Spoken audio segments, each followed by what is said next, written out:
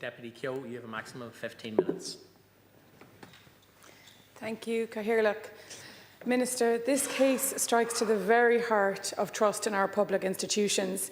It fills me with a deep sense of sorrow, but even more than that, a deeper sense of responsibility to speak here on the final report of the Farrelly Commission. Grace's case, or story, we might call it better, casts a dark shadow over how we have cared for one of our most vulnerable citizens. She is at the centre of this deeply troubling and unsettling report.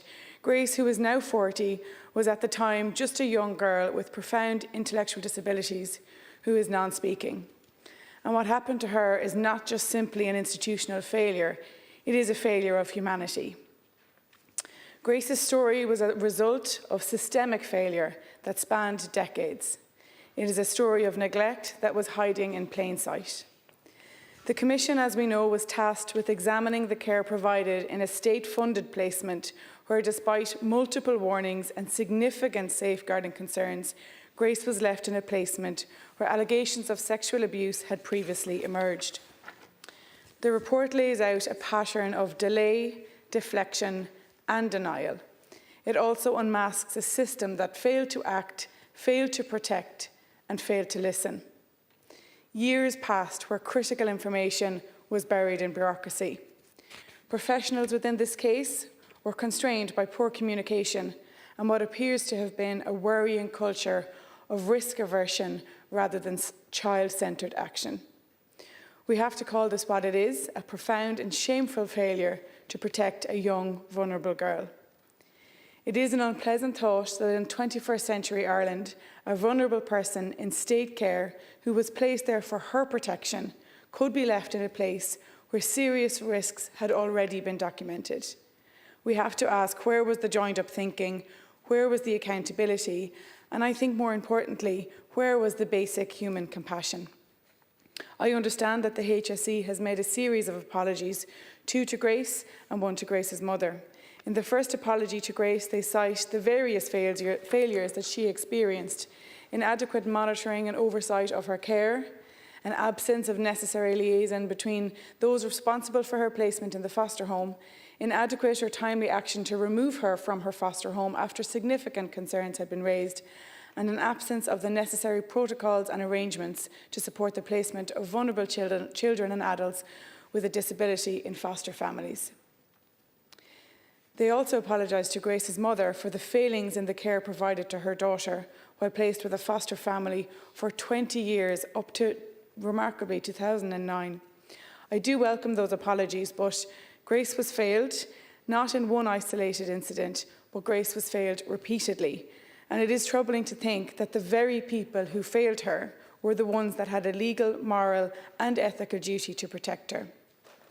We owe Grace and all of the current and future vulnerable children a radically reformed system that places dignity, safety and accountability at its core. Minister Foley, you were right to acknowledge this situation as very dark and distressing, but it is not enough to acknowledge it, we must act. It is not enough to say we regret, and it is not enough to say this must not happen again. Grace, who is at the centre of this report, deserved dignity, safety and care, and she did not receive any of these. We must act, and we must do so with urgency and compassion, recognising that Grace's experience must never be repeated. I do want to thank the Commission for their final substantive report, and I want to pay particular tribute to those who did step forward to make protected disclosures relating to the handling of Grace's case, and also to the whistleblowers and people who did speak up around Grace. Their courage and persistence were instrumental in her finally being moved out of the foster home where she had been for 20 years. It is never popular, or it is never easy, to challenge wrongs in organisations. It often comes with personal struggles to those who do reach out, but it is brave and it is the right thing to do. We must go further than that, I believe, in every setting, be that schools, care settings, hospitals, playgrounds, even WhatsApp groups, chats in the bar.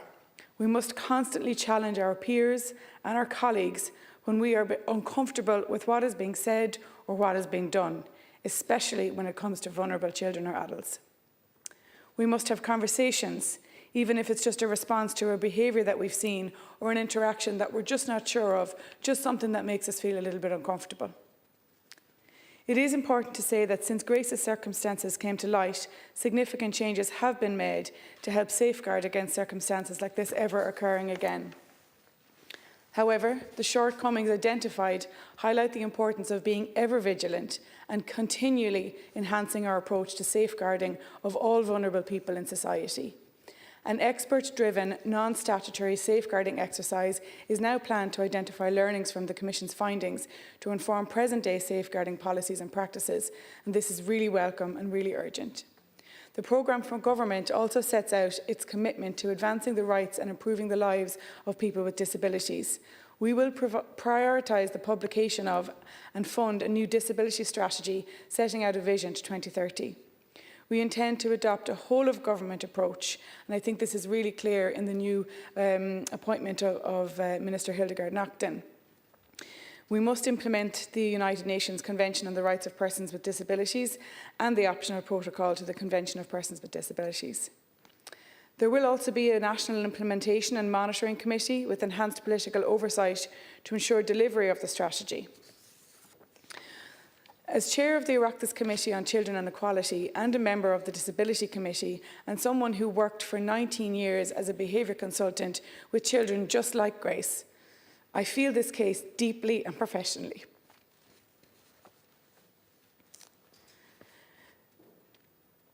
I have seen firsthand what happens when a child is described as non-speaking.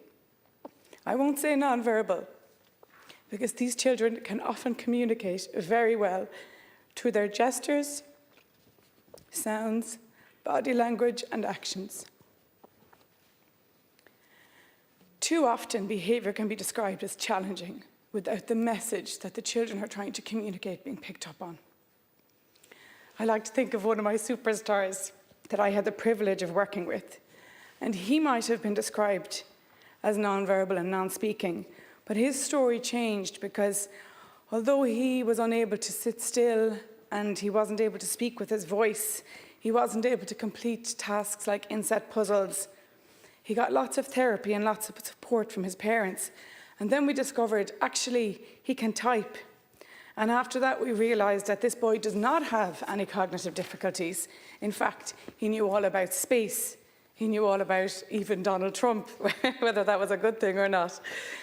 And what we also learned was that he felt things immensely and he understood things immensely.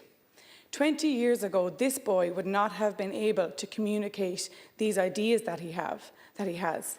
These were the days before AAC devices. The wonders of modern technology and these for non-speaking kids having access to AAC will mean that the future is bright for children like Grace, who was unable to give submissions to this report. She would be able to advocate for herself. She would be able to tell her carers when she needed to use the bathroom, when she wanted to listen to music, or when she had suffered harm by another. But let's be honest, no child should need to use their voice or a device to explain how they have been failed. Grace was failed repeatedly by the very people and institutions that were supposed to protect her. I have also seen the effects of systems that are too slow or overburdened, but none of what I have seen compares to what Grace endured. Grace was failed by those who did not listen to her in whatever way she was communicating and did not advocate for her. The circumstances of Grace's case were truly unacceptable and rightly caused great concern when they came to public attention. I'm very mindful, however, that circumstances involved extend to the 1980s, 1990s and 2000s, and there has been a marked change in the way we as a country operate in respect of child safeguarding, both in terms of the way vulnerable children are looked after when in the care of the state, and also the manner in which vulnerable adults with disabilities are cared for in the range of services available to them. We have seen the significant steps which have been taken from the development of foster care standards to the creation of the Ombudsman for Children's Office in HICWA, to the establishment of TUSLA and commencement of the Children First Act. A number of advances in safeguarding have also been developed in the adult safeguarding area, including the establishment of HICWA, which inspects residential services and centre-based respite services. The development of a HSE adult safeguarding policy in 2014, the establishment of a HSE National Safeguarding Office in 2015, and the regional safeguarding protection teams. The HSE published an independent review of its safeguarding policy procedures in 2024, which has led to the appointment of the HSE Chief Social Worker for the first time. I will go on and say we've done a lot more, but what I will say is I look forward to working with my colleagues within the Disability Matters Committee to ensure people with disabilities do not fall through the cracks. We need to close the gaps between agencies, and this requires a whole-of-government approach. We must be robust in ensuring protections for our most vulnerable. We must not allow the Farrelly Commission report to become just another document that collects dust. This report must be a catalyst for change. It must be a light beam, a glaring light beam shining down on all of the services that we have for people with disabilities, a glaring light for transparency and lasting change. We must continue to challenge our own bias when we meet children and adults with profound or perceived profound difficulties who are non-speaking. We must not presume that they're not able to advocate for themselves. We must never again allow silence or inaction. We must make it a turning point which signals to every vulnerable person in this country that they will be heard and they will be protected. Thank you.